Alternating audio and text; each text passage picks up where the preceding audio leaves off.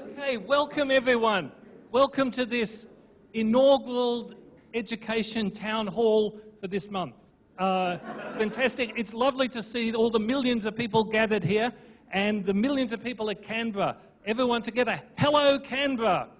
Hello, Canberra. Hello, Canberra. I was in Canberra today and I came home on the train. So imagine what time in the morning I got up today. It was incredible. But I've never felt fresher and livelier. Today we're trying a few different things. We're going to have, I'm going to tell you a little bit about the current climate. It's cold. I'm going to tell you, I want to know what you think. What this is about, we want to make education at UNSW better, and I'm so pleased to see so many people who want to work together to do that. We really think we're at a turning point in higher education in the world, and UNSW is bold enough and strong enough to really lead in this. And we have a very good core of people, which I'll talk about a bit more. Then after we've talked to you about what you want, we're going to show some videos that we made. See, I didn't want this to be just your standard lecture. That's why I'm not using any chalk today. So we've got some videos where we got the students to interview each other. And it's only 2 minutes, but you'll see amazing insights of listening to our students. And Jeff Crisp, who's here, is always emphasizing students as partners, and I think it's going to make a huge difference. Then I'm going to give you a talk about how your dream world's just about to end, but in a happy way. That's the music. So we chose Peter Garrett music because I think every lecture should start with music. And he's fantastic because he's a UNSW graduate, studied law. I think he was best when he was a musician, headed up the Australian Conservation Foundation, was perhaps one of the most effective politicians in theory, and he did a lot of good things, had a hard time, but now he's a musician again. And this cycle of changing, I think he's an inspirational person, and his music's good too. We'll have another one at the end. Slido, so look, 2025 education. So get on to Slido as soon as you can. Now we've got some people here. I've got some of my colleagues that work with me in the division. Ruben Bolt is Director of New Agili. I've got Jeff Crisp, I'll show their photos later. I've got Jeff Crisp, PVC Education, who's leading all the digital education work and transforming our teaching in that way. Kath Ellis, Associate Dean Education from Arts and Social Sciences, who's helping with many things, but particularly the education-focused roles, with Anne Simmons, who's here. I've got Shane Griffin. I've got a slide on the calendar because I think a lot of people are interested in that. And I've got Richard Buckland, the first-year experience. And I've got Carolyn. If there's any technical problems, if you see me handing the microphone and the clicker to her, you know what's happening. So, okay, so let's see how we get on with our, that's my presentation. Where's the Slido thing going to come up? I'll just see if I can get that to happen. Do I? Yeah, can we go to the poll now? Or shall I do my presentation? Oh, here's the poll. Let's have the poll. So what we wanted to start, quite unlike what we normally do, yet I want you to answer this question. I know it's too small for the people in the back to read, but I'm going to read it out for you. It says, how comfortable are you with the direction that the university is heading in? And we really want, so this is an anonymous poll. The Russians will be analyzing it, but no one else will ever know who said what in this one. And so I'm just seeing, it's like the worm, isn't it? So that's pretty interesting. So the people here are comfortable. Here they're uncomfortable. There's some very comfortable people there, and all the neutral ones are down there. So it's quite interesting. But I think that's important. 27% of people are uncomfortable. And I think I need to hear that, and there'll be a question and answer where you can get a friend to ask a question on your behalf. So, or you can do it by Slido, and then again, the Russians won't know. Okay, so now, let's go to the next one. Next poll. See, we're trying all this. What makes a university great? Is that nothing? No, we're experimenting. We learn by trial and error. It's important we have errors or we won't learn. Let's see if this works. All this is, so people are putting in numbers. Now, Annie's asking for a URL. It's right there. It's there. Oh, so it's on the left-hand side. It's not working for me, that's all I'm saying. So it's true. Nothing we do works for everyone. And we have to be comfortable with this ambiguity. So that's good. But it's good to have some participation. So that's good. But isn't that interesting? People is coming up. Someone's busily tapping in people again and again and again. Students is coming up. Student experience. Integrity. What else is coming up? Let's have a look at something at the back. Let's have a look at a tiny little one. Culture, opportunities, equal, reputation. Those are some of the little ones. But that's pretty interesting, isn't it? I've never used one of these world clouds before. My mind doesn't work like that. But it's people. That's good. I've got a slide where I use the word people. You'll see it, and you'll see pictures of people. So that's great. So now I think we go to my presentation. Oh no, we go to the students. Let's hear what the students say. Let's do that. See, everyone's on their toes because they don't know what's going to happen next. Students.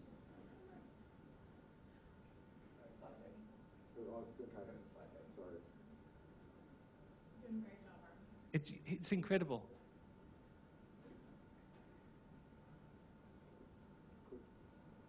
Oh, if I click? And I click again? Oh, that's the slide deck. Do I have to go further in? I can't go further in. Where is it? How far in?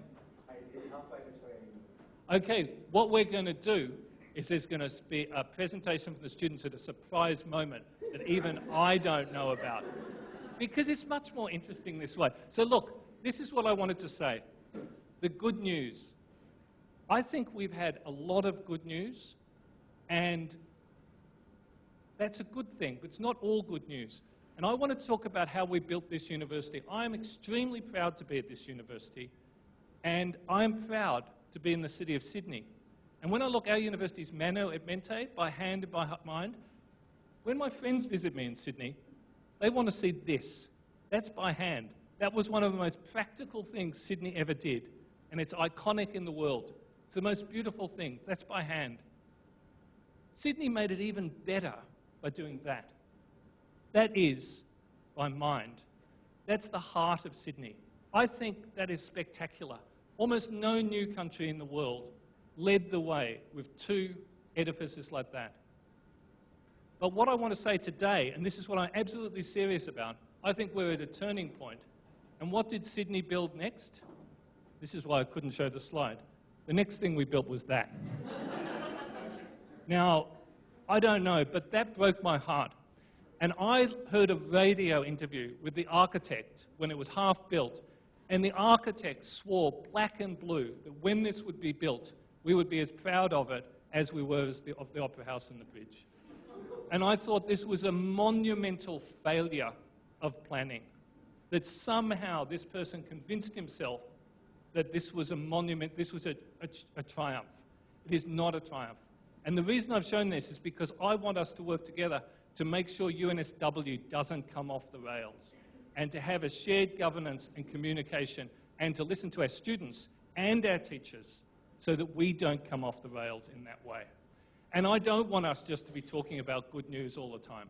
I'm delighted that 27% of people said they're uncomfortable, because I need to hear that, because I don't want to be responsible to building a toaster in a metaphorical sense here. And I want to tell you about the things that I think lots of people are worried about, and I am worried about in higher education. So here we go. Taxpayers do not want to pay for universities. This is a disaster. Every government cuts us. So what happened was the Rudd government came in, said universities are centre stage. Glyn Davis is going to lead the 2020 summit. Sooner, before we knew it, Craig Emerson was cutting us to fund the Gonski School programs, which was never funded. Then we got the Liberals in. There was the plan of privatising fees, deregulating fees, and now we're facing the biggest cuts that we've had since the Vanstone cuts. This is a real problem. So what do? We keep taking more students, even though we are bursting at the seams. So management has a problem, and we're trying to solve this problem. The fact that we have taken more students will allow us to preserve a university to some extent. But I can understand why people would be worried about that, particularly as we take more students and as we're cut and have less money, there's a danger we will fall in the quilt rankings, in the league tables, research league tables. Then we'll have fewer international students. Then we'll have to make cuts of our own, not government cuts. Luckily, we went up in the QS rankings today. We're now the 3rd in Australia. That's good for our international recruitment. But at the same time, on the quilt tables, the teaching tables, we're right near the bottom, 4th from the bottom. How many of you are worried about that? I'm worried about that. So we want to improve that. And how many are worried about this? At the moment, universities, including ours, have many casual sessional staff and junior staff, and particularly young women, who worry about the future in this competitive world. And I've written there, it's okay for senior men like you, Merlin. So I really understand that it is the people who tend to be in high-level management positions are, well, it's not actually that secure in high-level management, but nevertheless, it is very insecure for junior people. So we want to create jobs and give people secure employment. But globally, you might be worried that a consultant mentality seems to be taking hold of universities across the world. Put up your hand if the person next to you is worried about that. So there are a few people who have that. I don't want to. So what I would say is they are not dominating this university because we have to listen to people like you. But there is across the world, and it's because the government says efficiency dividends, we have to try to be more efficient. But I agree, this is a challenge to the culture of the university. How many people still care about the quality of teaching and our students' experience? Well, I know that you guys do. And so I think it's important. But people worry about that. Do people care? Do senior staff care more about league tables and international enrollments? You could be forgiven for thinking about that. We think about those things because we want to preserve the finances of these universities so we don't have to make cuts and so we can invest in new ideas. Are we still a collegiate community, or are we fixated on corporate profit and setting fees that exclude students from the poorer background? That's a major concern at universities. We're not a corporate edifice because every penny we make, we do invest back in our university. But I am concerned about our very high fees and the effect on our social landscape in Australia, particularly at the master's postgraduate level, actually. And the final one, will global competition make us all work harder and harder until we burst? The answer to that, it'll make us work harder and harder until we're absolutely brimming full with satisfaction from our work. So now, we've got the live polls there. Let's have a look at the students, what they say about a university. Community environment is really, really important. For social life, like you meet so many people, you get out of your comfort zone, living on your own. I think that's a big part of what I appreciate in my university life. A vibrant community of people kind of caring for each other, good kind of university staff systems that are able to help you out with questions and things that are going wrong. The amount of different things you can do here and the amount of opportunities and the different courses that you can do in the same degree was really appealing. Had a good balance of really practical things, technical skills involved, but also design creativity kind of courses that that fit well together. The academic level of kind of prestige was something that was obviously a big key factor. There's a lot of industry experience. One of my lecturers was one of the best mediators in the world. Campus was a huge thing for me because it's all in one space. Back at home, it's not really on-campus university, so it's in the city, so we don't really have that community you have at UNSW. People kind of feel as if they can go meet up for lunch or coffee or something, and it doesn't feel like you're going out of your way out of the university to do that. So it's that friendly, warm, comfortable environment. making new memories with like all the friends I've made here and like the international community. I want an education, I want a degree at the end, and I just want to be able to enjoy my time here. Internships, industry experience is something that's obviously pretty important in terms of getting a job, but also preparing yourself for the time after after university when you enter the workforce. I would like to know more information about the trimesters that are going to be happening. That 891 Trimester. does not help. Like, the first day of uni, I was late an hour and 40 minutes because the line was so long. One thing for me is just to have a better understanding of the services available if you do struggle. More events between all the different like accommodation facilities. I think that will bring a lot of people together and make the community more like tight-knit. So they were pretty good, weren't they? I heard the word community, I heard the word people, and I think I heard the word long bus queue. So, you know, those are things, and student services and events across the university. But, you know, they're humans, like all humans. Communities, the thing that they said, and I saw that in the World Cloud. So we need to deliver this. How do we deliver it? So a lot of people think the way you deliver something is a cunning plan.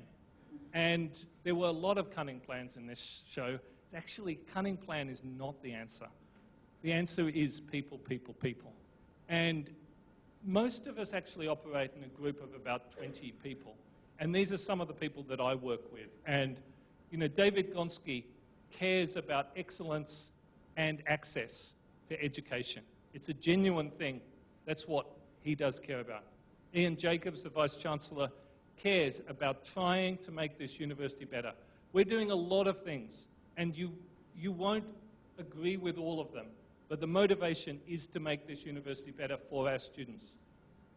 Jeff Crisp, I don't think there's anyone in Australia who has more knowledge of how you can improve education by harnessing any new idea. And I think anyone who's been here for a while would know the way Jeff has transformed the teaching and learning space is quite spectacular. Then Anne Simmons and Kath have been doing so much in introducing education-focused roles, which I think is critically important for this university and important for our students, giving stable jobs to people where they'll be recognised and rewarded. I'll say a bit more of that. Richard Buckland, who many of you will know as an inspirational teacher, is focusing his attention on first year. If we can get first year better, then automatically I think the whole experience of students will be better. So that's why we've got Richard, and we're very fortunate to have someone like Richard. Now I've got Ruben Bolt here today because Megan Davis is our new PVC Indigenous, and she's just come from Uluru, where she did the Statement of the Heart, and then she's been in Melbourne for the constitutional consultations, and she's just coming back.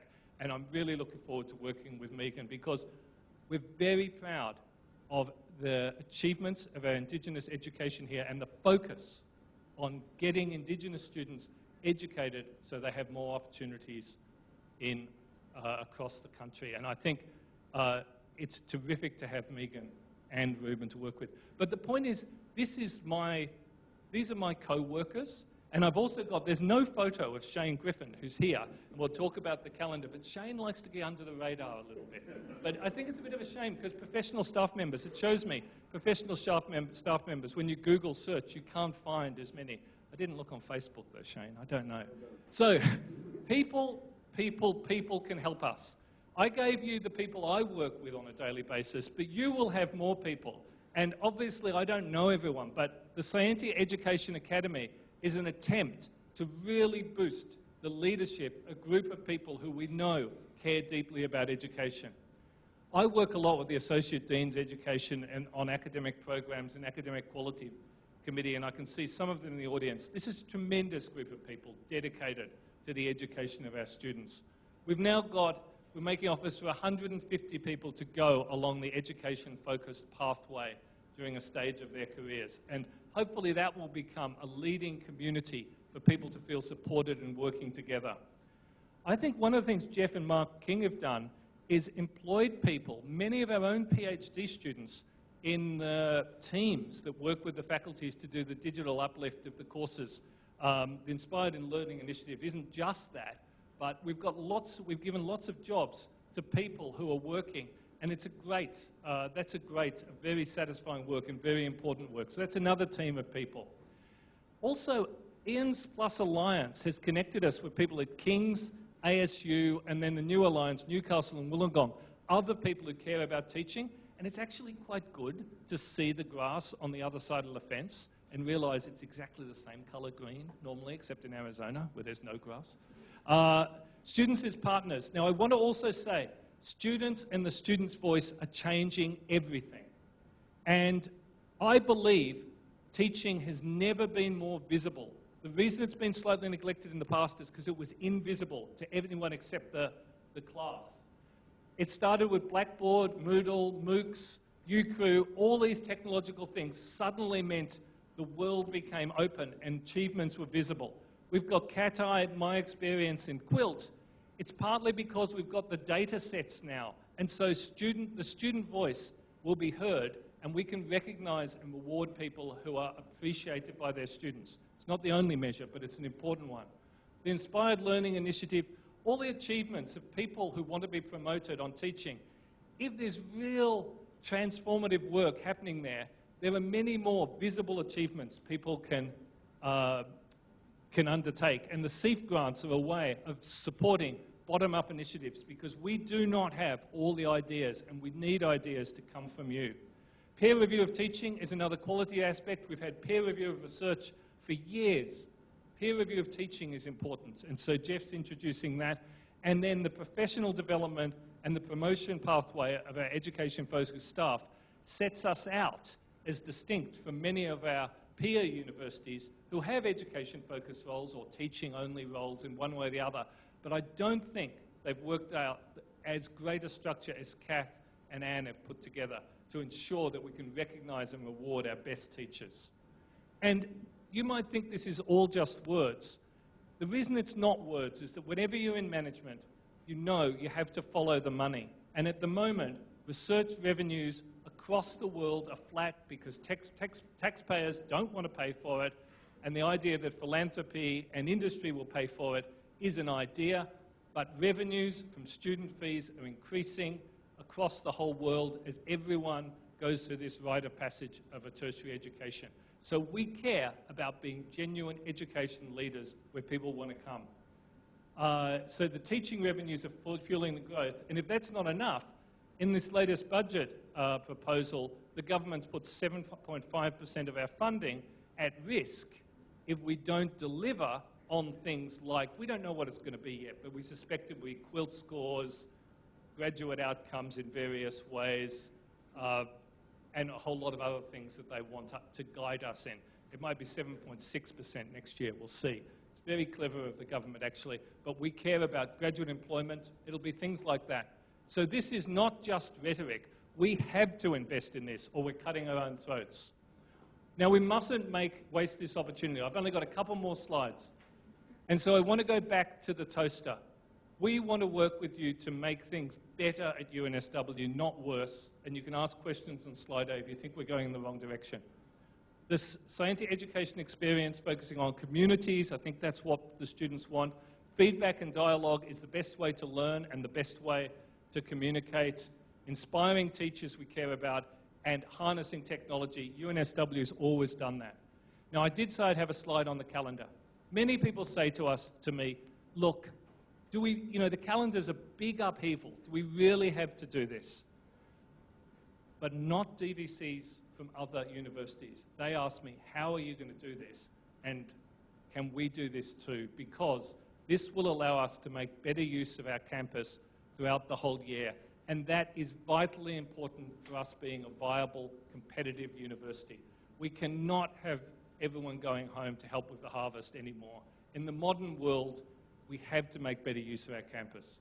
It will allow us to appoint secure, education-focused staff in place of some of the sessional staff. I feel deeply about this one, but when you're only teaching 24 weeks a year, you cannot give people the same continuing contracts. But if you have teaching spread across more of the year, then people can be on conventional education-focused roles. It allows us to align with the Northern Hemisphere in a modern global world. I think that's important. And it forces us to update our entire curriculum, which I know is a huge workload imposition, but when did we last do it? For students, I think the real advantage is 3 courses rather than 4 per term. Students who want to work part-time could take 2 per term, and if you do 3 per term throughout, you can free up 1 term for an alternative experience, which I think is hugely important in the modern age. So, as I say, we want to make things better, not worse. And when you ask people how you do that, most people say, can't we just stay as we are or return to the past? And this is the past. And part of me would like to return to the past, say, forget about the Harbour Bridge, forget about the Opera House, forget about the toaster. Why don't we regain what we've lost? We can't do this, but I want us to build something else. So there's the Harbour Bridge, there's the Opera House, and what else is there? What else did we build? It's this. It's Luna Park, which I think is a place which students push themselves, face their fears as they prepare for the roller coaster of life. And it's a vibrant, colourful place, which is 24/7. And it brings people together as a community, but most of all, we have fun as we learn. Now, it's past, so it's now time for Slido-type questions. So we're not Luna Park, but we must have the spirit of people taking risks, having fun, and being together. And that's what I want UNSW to be, and I'm sure you do too. Now, I think Slido time. And I'll try to get as many questions, my team, to answer them. And we have to keep an eye on Canberra. If they have questions, they might be on Slido too. So, what is the rationale for digital uplift? What's your vision? Who am I going to ask that of? I think I'll try Jeff. Well, I hope we've got a rational digital uplift as well. So the rationale for the digital uplift is the flexibility that we're going to offer students, but also, quite frankly, flexibility we can offer staff as well.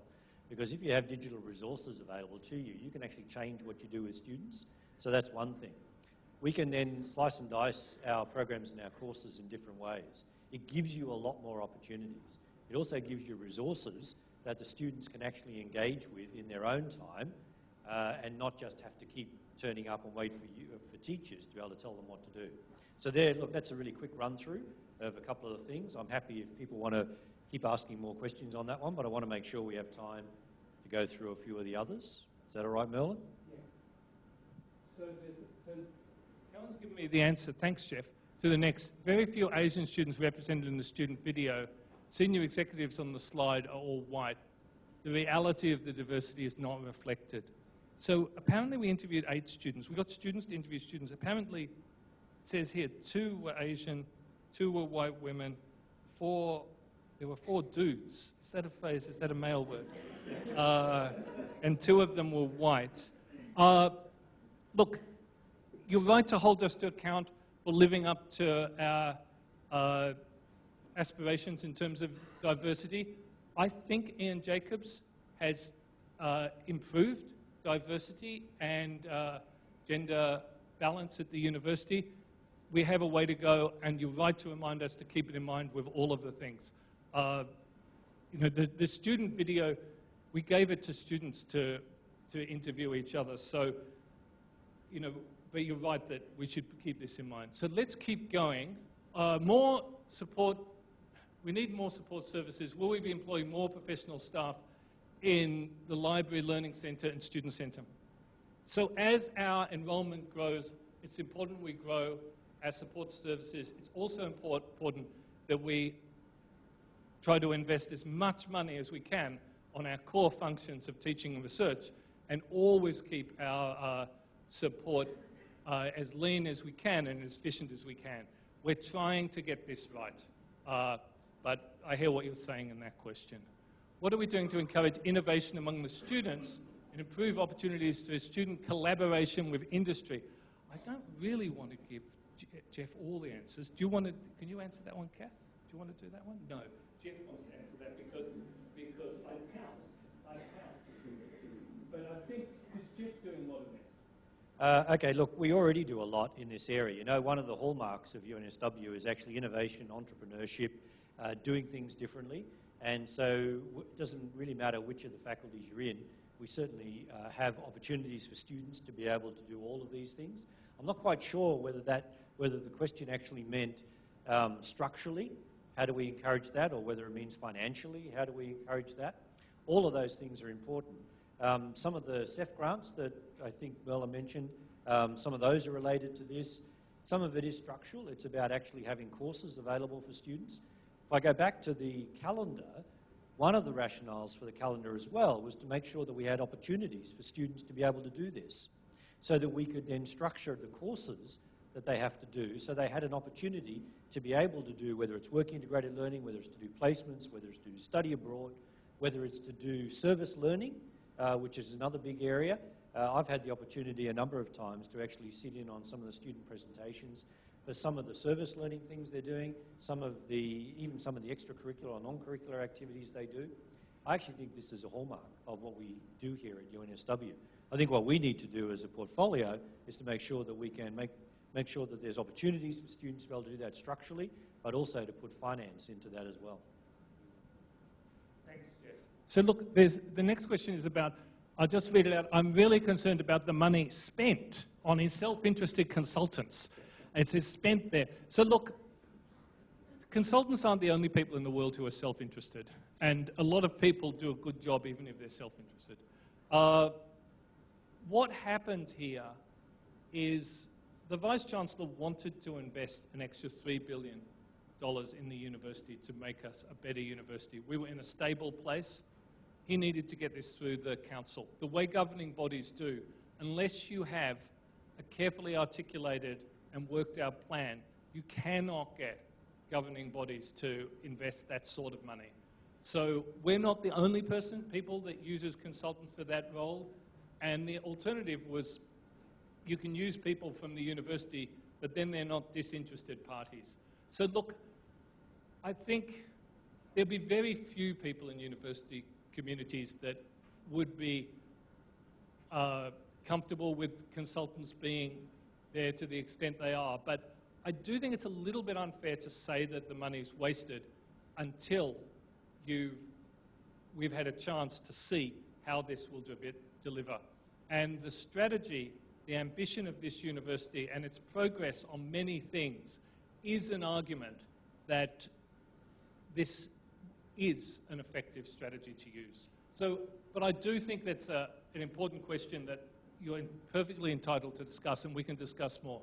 Fine that we listen to students, but why aren't you listening to staff and their union? So when you say listening, so I have met with the union about the calendar. I've met with the union about education-focused staff.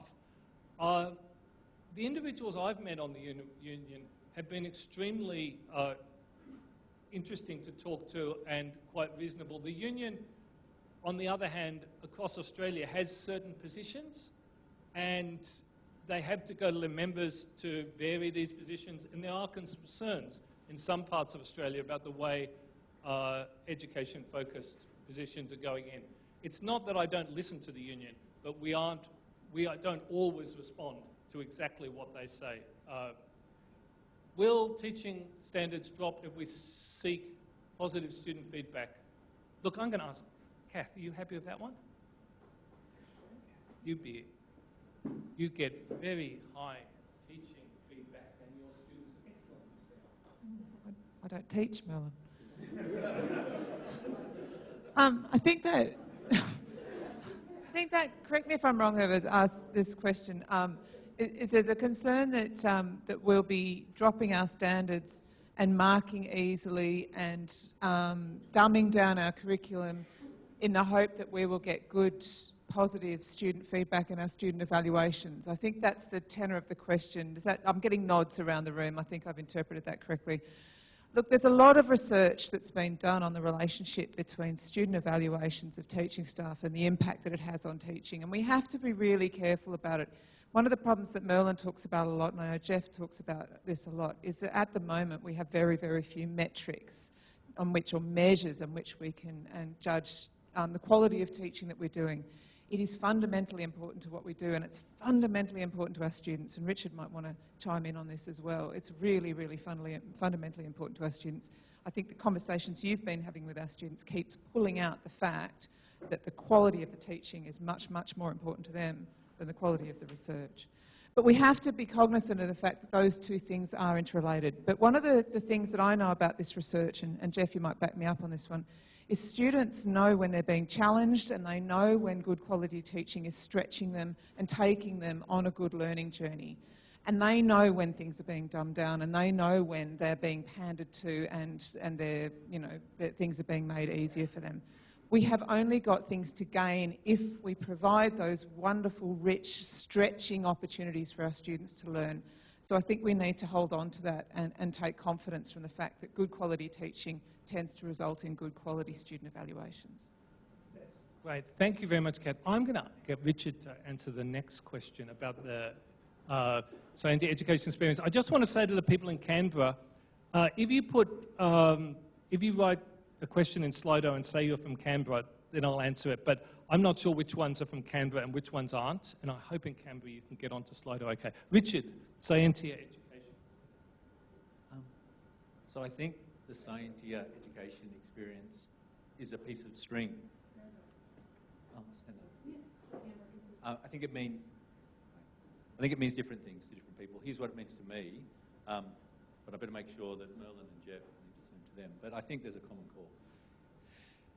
To me, it means that when the students are here, they have an experience like a university should be, that they are changed as people, that they become engineers, and they become emotionally engineers, and they think like engineers, or they become scientists, or they think like scholars, or they think like philosophers, or whatever their discipline is. But in some sense, they don't just turn into people who tick boxes, comply with things, sit large exams in enormous rooms, can get a good mark at the end and are unemployable or not useful, sort of fit for purpose for what we should be doing. So that's the high-level thing of what scientific education experience is. It's our students here should have a genuine education experience, just like we want our researchers to do genuine research and not just chase numbers. More specifically, it's a million things, and there's a big document which the Vice-Chancellor sort of encouraged and put out. We've all seen, had lots of town halls on, which lists lots and lots of bullet points about particular parts of it that we think are important or essential to reach that goal. And just quickly, my favourite, and I think the most important of those, is something Merlin's already mentioned, which is student learning communities. And by that, the students, when they're here, they feel part of something bigger. We heard those students say that, and all the time now, this year, I've had lots of fun just interviewing lots of students over and over again, students that have passed, students that have failed, students that have left here and gone to other unis, students from other unis who have come here, students who are now graduates, and people, and even people contemplating coming here. I've just been interviewing, and there's this very, very strong thing coming through which supports that part of our strategy, which is when they come here, they want to believe they're part of something, they want to believe that it's something genuine, and they don't want it to be a lonely experience. They want it to be an experience where they have peers. And that's great news for us, because if they wanted it to be a lonely experience, they could do it online. They could go to Cambridge or Stanford online. Thank heavens that they want to have some sort of emotional experience, and they need a campus to do that. So that's good. So Richard, in a way, embodies many of the things. It's hard to, it's like, if you ask what is a good life, it's very hard to define these things. We do have these 4 pillars, and I'll just hand over to Jeff.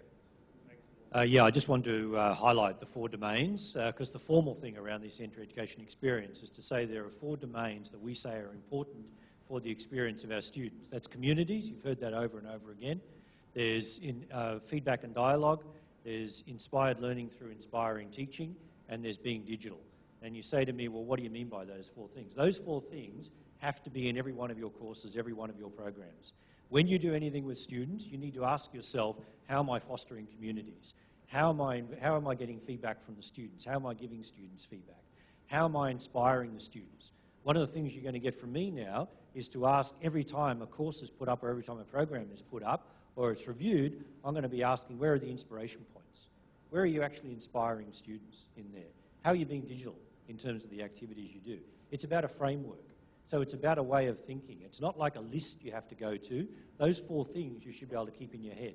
And they should actually underpin everything else that we do, because they actually are the things that are important here at UNSW. Thanks, Jeff. So the one in Canberra at the top, I think there's, this rule should be rescinded. Please explain. Pauline must be in Canberra at the moment.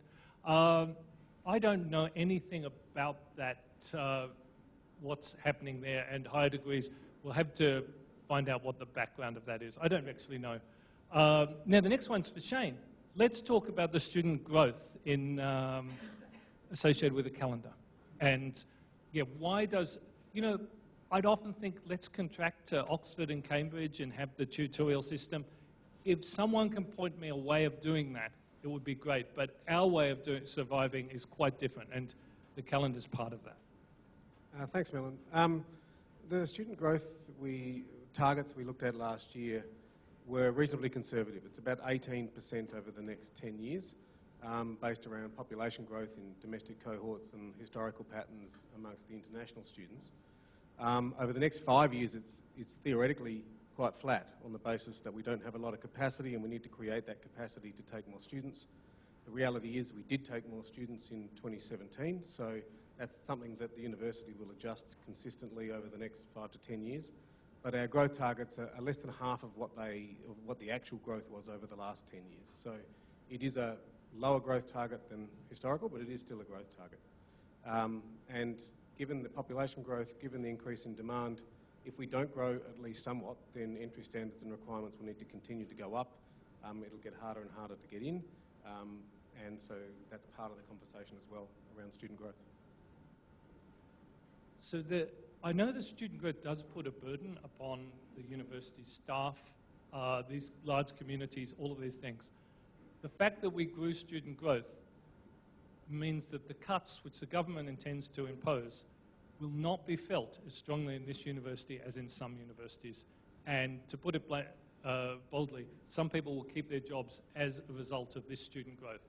So I do hear I hear frequently the concerns about student volume growth, but I have to say it would be irresponsible of me not to plan for measured student growth that we can accommodate, and the calendar allows us to accommodate more students on campus.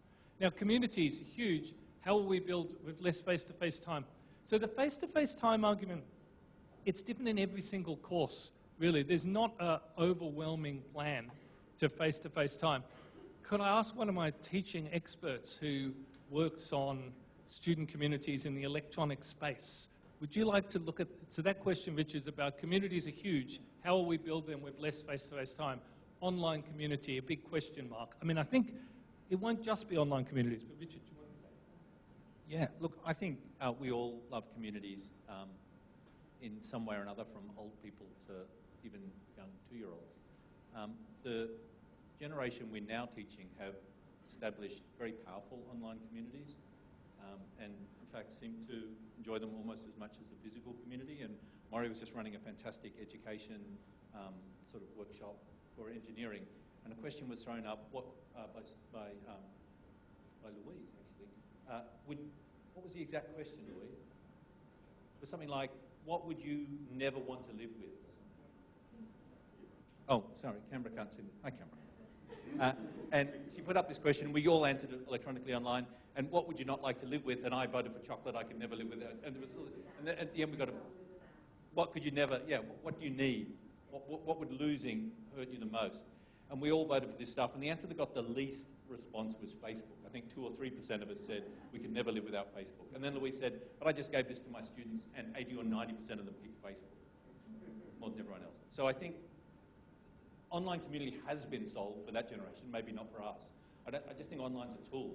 We can make communities anywhere and anyhow. In the old days, prisoners make community by tapping on pipes in jails. People in remote England used to make community by party line telephones back in the time of the Second World War. We all have different ways of making community. Technology can enhance that.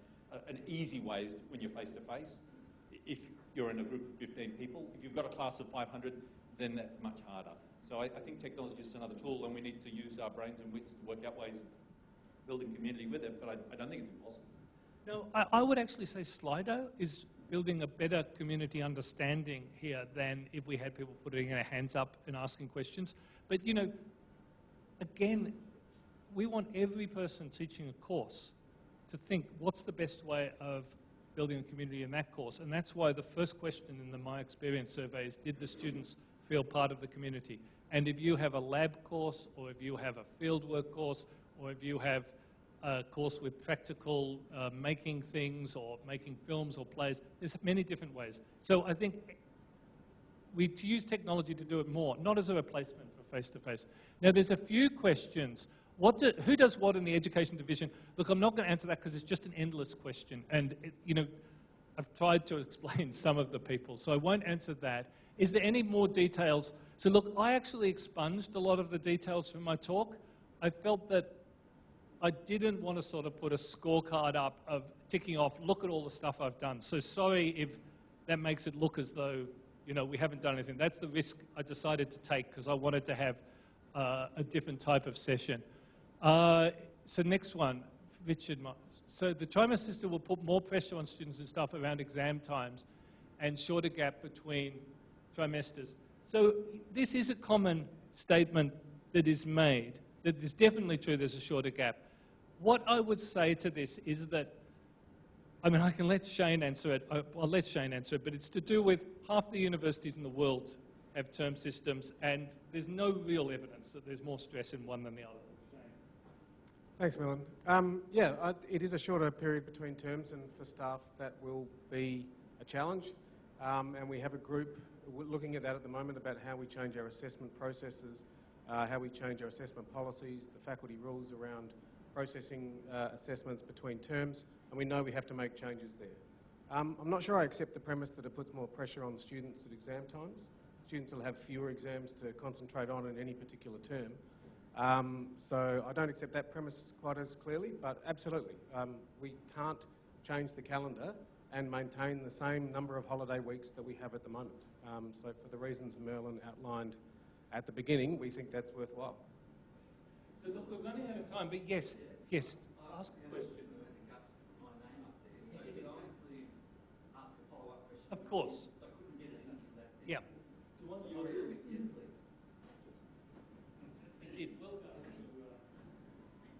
I spelt my name wrong. It's Richard with a D, but that's my fingers. My supplementary question is, we've been told, I'm in the Faculty of Business. I teach a course that's got 580 students this semester, and it's a third-year course. How do we squeeze, that's why I asked the thing about the squashing the time between semesters. The supplementary question is, we have been told we've got to squeeze 12 weeks worth of course material into 10. That's a big ask, because at the moment we're stretched. How are we going to do it?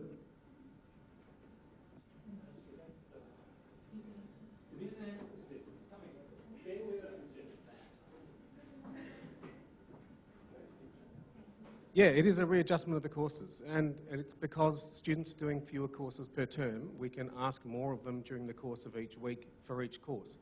So if over the course of a term there's 48 hours of contact as part of a course, then there should still be 48 hours of contact over 10 weeks. And we can do that because there's fewer courses. Having said all of that, I accept there are discipline-specific issues that make that more challenging in some areas than in others. But as Merlin said before, other universities have found a way to do it. It exists elsewhere in the world, so we need to make those adjustments as best we can. So look, are there any other people who want to ask a real live question? Because we've learned in Slido, not everyone likes Slido, because sometimes you do have to add that little bit extra in the question. Does anyone else want to put their hand up or not? Well, if Canberra put their hand up, I can't see anyone in there. So it's difficult. So look, if I just quickly look, so the King's Alliance, it's growing, the communities are growing, there's some people are connected.